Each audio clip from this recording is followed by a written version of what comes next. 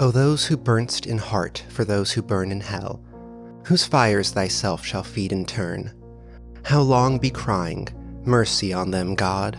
Why, who art thou to teach and he to learn? In the church of St. Barnaby, vespers were over. The clergy left the altar, the little choir boys flocked across the chancel, and settled in the stalls. A Suisse in rich uniform marched down the south aisle, sounding off his staff every fourth step on the stone pavement. Behind him came that eloquent preacher and good man, Monsignor C. My chair was near the chancel rail. I now turned toward the west end of the church. The other people between the altar and the pulpit turned too. There was a little scraping and rustling while the congregation seated itself again. The preacher mounted the pulpit stairs, and the organ voluntary ceased. I had always found the organ playing at St. Barnaby highly interesting. Learned and scientific it was, too much so for my small knowledge, but expressing a vivid if cold intelligence. Moreover, it possessed the French quality of taste. Taste reigned supreme, self-controlled, dignified, and reticent. Today, however, from the first chord I had felt a change for the worse, a sinister change. During Vespers it had been chiefly the chancel organ which supported the beautiful choir, but now and again, quite wantonly, as it seemed, from the west gallery, where the great organ stands, a heavy hand had struck across the church at the serene peace of those clear voices. It was something more than harsh and dissonant, and it betrayed no lack of skill. As it recurred again and again, it set me thinking of what my architect's books say about the custom in early times, to consecrate the choir as soon as it was built, and that the nave, being finished sometimes a half-century later, often did not get any blessing at all. I wondered idly if that had been the case at St. Barnaby, and whether something not usually supposed to be at home in a Christian church might have entered undetected and taken possession of the West Gallery. I had read of such happenings too, but not in works on architecture. Then I remembered that St. Barnaby was not much more than 100 years old, and smiled at the incongruous association of medieval superstitions with that cheerful little piece of 18th century Rococo. But now Vespers were over, and there should have followed a few quiet chords, fit to accompany meditation while we waited for the sermon. Instead of that, the discord at the lower end of the church broke out with the departure of the clergy, as if now nothing could control it. I belong to those children of an older and simpler generation, who do not love to seek for psychological subtleties in art, and I have ever refused to find in music anything more than melody and harmony. But I felt that in the labyrinth of sounds now issuing from that instrument there was something being hunted. Up and down the pedals chased him while the manuals blared approval. Poor devil, whoever he was, there seemed small hope of escape. My nervous annoyance changed to anger. Who was doing this? How dare he play that in the midst of divine service? I glanced at the people near me. Not one appeared to be the least disturbed. The placid brows of the kneeling nuns still turned towards the altar, lost none of their devout abstraction under the pale shadow of their white headdress. The fashionable lady beside me was looking expectantly at Monsignor C. For all her face betrayed, the organ might have been singing an Ave Maria. But now, at last, the preacher had made the sign of the cross and commanded silence. I turned to him gladly. Thus far, I had not found the rest I had counted on when I entered St. Barnaby that afternoon. I was worn out by 3 nights of physical suffering and mental trouble. The last had been the worst, and it was an exhausted body and a mind benumbed and yet acutely sensitive which I had brought to my favorite church for healing, for I had been reading The King in Yellow. The sun ariseth, they gather themselves together and lay down in their dens. Monsignor C. delivered his text in a calm voice, glancing quietly over the congregation. My eyes turned, I knew not why, toward the lower end of the church. The organist was coming from behind his pipes and passing along the gallery on his way out. I saw him disappear by a small door that leads to some stairs which descend directly to the street. He was a slender man. His face was white as his coat was black. Good riddance, I thought. With your wicked music, I hope your assistant will play the closing voluntary. With a feeling of relief, with a deep, calm feeling of relief, I turned back to the mild face in the pulpit and settled myself to listen. Here, at last, was the ease of mind I longed for. "My children," said the preacher, "one truth the human soul finds hardest of all to learn is that it has nothing to fear. It can never be made to see that nothing can really harm it." Curious doctrine, I thought, for a Catholic priest. Let us see how he will reconcile that with the Fathers. "Nothing can really harm the soul," he went on, in his coolest, clearest tones. "Because—" But I never heard the rest. My eye left his face, I knew not for what reason, and sought the lower end of the church. The same man was coming out from behind the organ, and was passing along the gallery the same way. But there had not been time for him to return, and if he had returned, I must have seen him. I felt a faint chill, and my heart sank. And yet, his going and coming were no affair of mine. I looked at him. I could not look away from his black figure and his white face. When he was exactly opposite me, he turned and sent across the church straight into my eyes a look of hate, intense and deadly. I had never seen any other like it. Would to God I might never see it again. Then he disappeared by the same door through which I had watched him depart less than 60 seconds before. I sat and tried to collect my thoughts. My first sensation was that of a very young child badly hurt, when it catches its breath before crying. To suddenly find myself the object of such hatred was exquisitely painful, and this man was an utter stranger. Why should he hate me so? Me, whom he had never seen before? For the moment, all other sensation was merged in this one pang. Even fear was subordinate to grief, and for that moment I never doubted. But in the next, I began to reason, and a sense of the incongruous came to my aid. As I have said, St. Barnaby is a modern church. It is small and well-lighted. One sees all over it almost at a glance. The organ gallery gets a strong white light from a row of long windows in the clerestory, which have not even colored glass. The pulpit in the middle of the church, it followed that, when I was turned toward it, whatever moved at the west end could not fail to attract my eye. When the organist passed it was no wonder that I saw him. I had simply miscalculated the interval between his first and second passing. He had come in the last time by the other side door. As for the look which had so upset me, there had been no such thing, and I was a nervous fool. I looked about. This was a place likely to harbor supernatural horrors. That clear-cut, reasonable face of Monsignor C., his collected manner and easy, graceful gestures, were they not a little discouraging to the notion of a gruesome mystery? I glanced above his head and almost laughed. The flyaway lady supporting one corner of the pulpit canopy, which looked like a fringed damask tablecloth in a high wind, at the first attempt of a basilisk to pose up there in the organ loft. She would point her gold trumpet at him and puff out of existence. I laughed to myself over this conceit, which at one time I thought very amusing, and sat and chuffed myself and everything else from the old harpy outside the railing, who had made me pay 10 cents for my chair before she would let me in.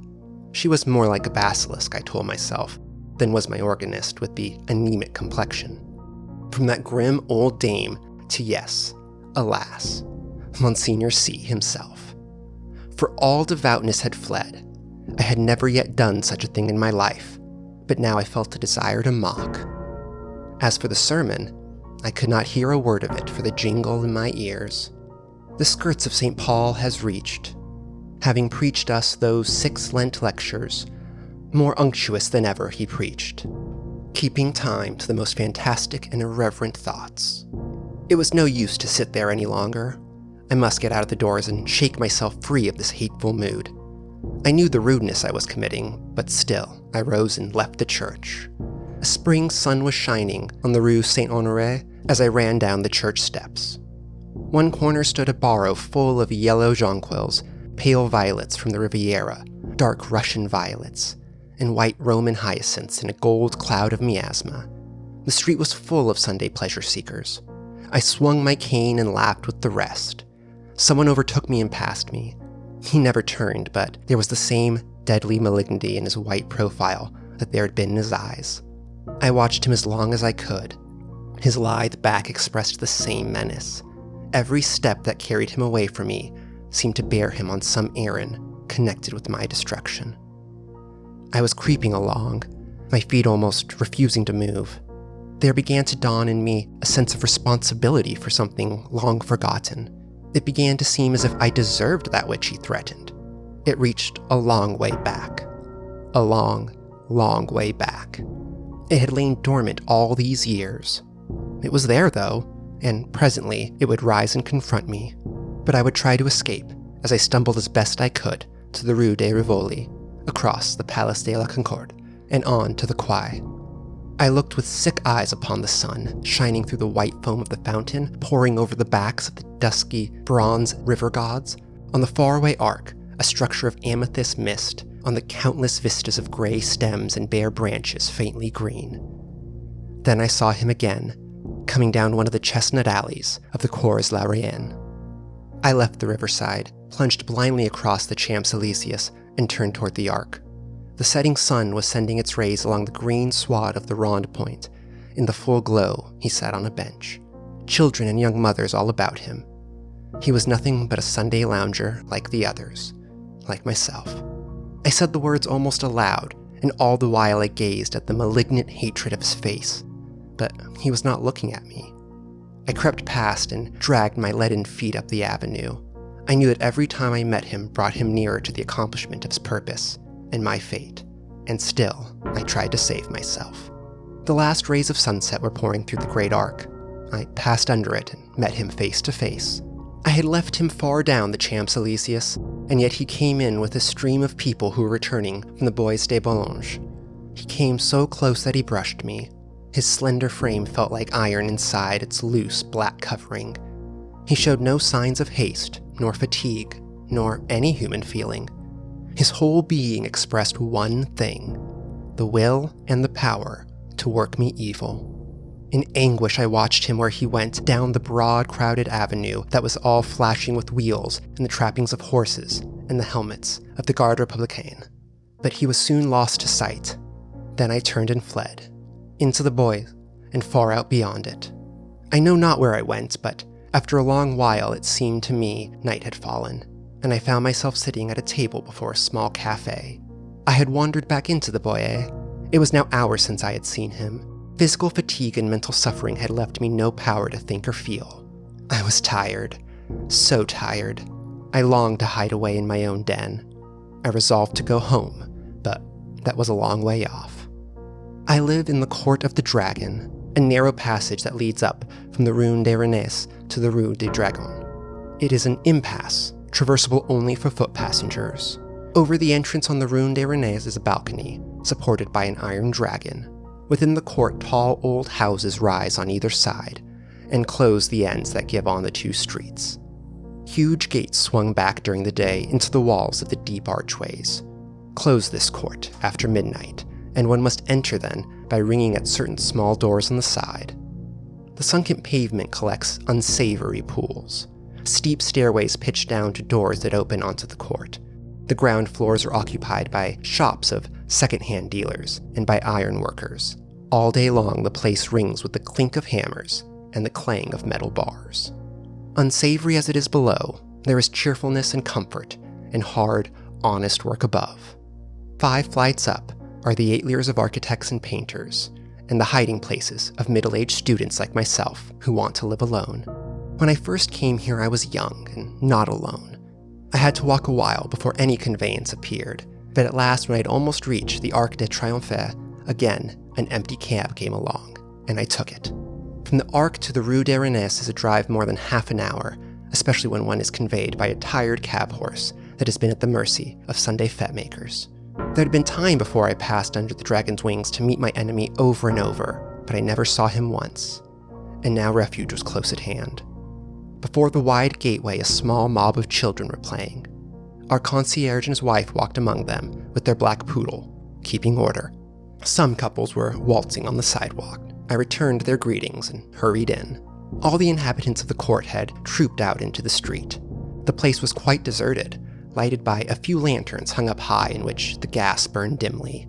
My apartment was at the top of a house halfway down the court, reached by a staircase that descended almost into the street, with only a bit of passageway intervening. I set my foot on the threshold of the open door.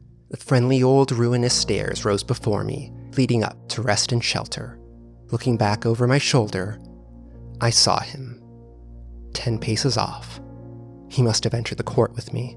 He was coming straight on, neither slowly nor swiftly, but straight on to me. And now he was looking at me. For the first time since our eyes encountered across the church, they met now again, and I knew that the time had come. Retreating backwards down the court, I faced him. I meant to escape by the entrance on the Rue du Dragon. His eyes told me that I would never escape. It seemed ages while we were going. I retreating, he advancing, down the court in perfect silence. But at last I felt the shadow of the archway, and the next step brought me within it. I had meant to turn here and spring through to the street, but the shadow was not that of an archway. It was that of a vault. The great doors on the Rue du Dragon were closed. I felt this by the blackness which surrounded me, and at the same instant, I read it on his face. How his face gleamed in the darkness, drawing swiftly nearer. The deep vaults, the huge closed doors, their cold iron clamps were all on his side. The thing which he had threatened had arrived. It gathered and bore down on me from the fathomless shadows. The point from which it would strike was his infernal eyes. Hopeless, I set my back against the barred doors and defied him. There was a scraping of chairs on the stone floor, and a rustling as the congregation rose. I could hear the Suez's staff in the south aisle, preceding Monsignor C. to the sacristy. The kneeling nuns roused from their devout abstraction, made their reverence, and went away. The fashionable lady, my neighbor, rose also, with graceful reserve. As she departed, her glance flitted over my face in disapproval.